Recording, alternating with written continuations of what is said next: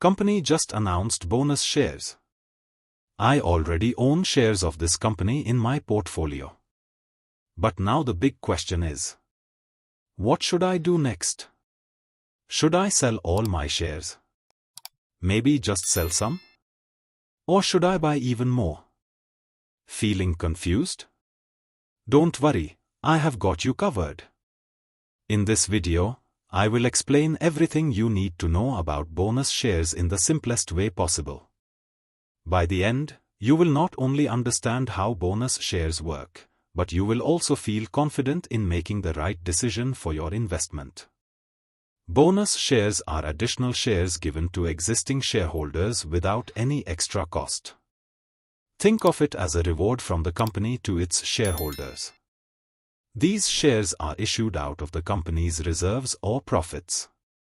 When a company performs well and accumulates profits, it may decide to distribute a portion of these profits as bonus shares instead of paying them out as cash dividends. Imagine you own shares of a company, and the company announces a 1:1 bonus issue.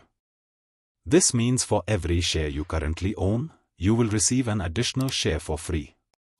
So, if you have 100 shares, after the bonus issue, you will have 200 shares. However, it's important to note that while the number of shares you hold increases, the overall value of your investment doesn't change immediately. The stock price adjusts after the bonus issue. Continuing with the example, if the original share price was 200 rupees before the bonus, it might drop to 100 rupee after the bonus shares are issued. But since you now have twice as many shares, the total value of your holding remains the same. Companies issue bonus shares for several reasons. Rewarding shareholders. Bonus shares are a way for companies to reward their loyal shareholders without affecting their cash reserves. Increasing liquidity. By increasing the number of shares in circulation, the stock becomes more affordable for new investors, which can increase trading activity and liquidity. Signaling confidence. A company issuing bonus shares often signals its confidence in its future growth.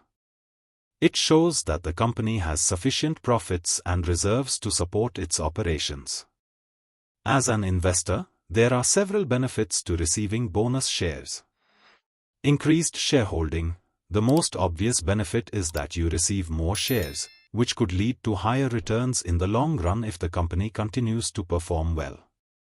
No immediate tax liability. Unlike dividends, which are subject to taxes, bonus shares are not taxed immediately.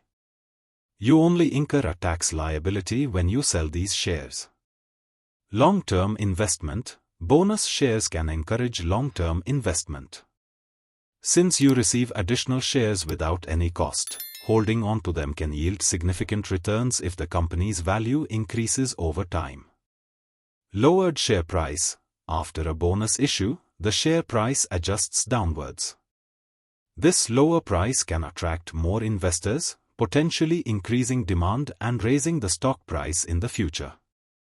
While bonus shares are generally seen as a positive development, there are a few things you should consider. No instant gain. The overall value of your investment doesn't increase immediately after receiving bonus shares. The stock price adjusts to reflect the increased number of shares in the market. Dilution of earnings. Since the number of shares increases, the earnings per share, EPS, may decrease unless the company's profits grow proportionately. Long-term perspective needed. To truly benefit from bonus shares, you need to have a long-term perspective. The real advantage comes from the potential for future growth in the company's value.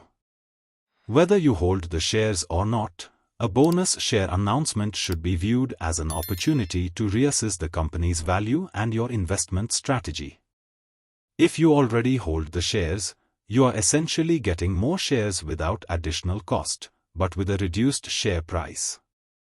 If you don't own the shares, consider whether the bonus issue signals confidence in the company's future growth and decide if it's a good time to invest. Always base your decisions on thorough research and your long-term financial goals. If you believe in the long-term fundamentals of the company and want to increase your holding, buying just after the ex-date might be the wisest choice. This approach allows you to purchase the stock at a reduced price after the adjustment, without the potential risk of overpaying due to pre-ex-date price inflation. However, if you are confident in the company's future and are not overly concerned about minor price differences, buying before the ex-date ensures that you receive bonus shares, which can increase your overall holding. Ultimately, the best time to buy will depend on your investment strategy, risk tolerance, and confidence in the company's long-term prospects. If you are serious about the stock market, keep learning and stay informed. The more you understand concepts like bonus shares, the better equipped you'll be to make smart investment decisions. And if you found this explanation helpful, make sure to subscribe to my channel, Towards Samriddhi, for more simple, clear, and insightful content about the stock market. Let's grow our knowledge and wealth together.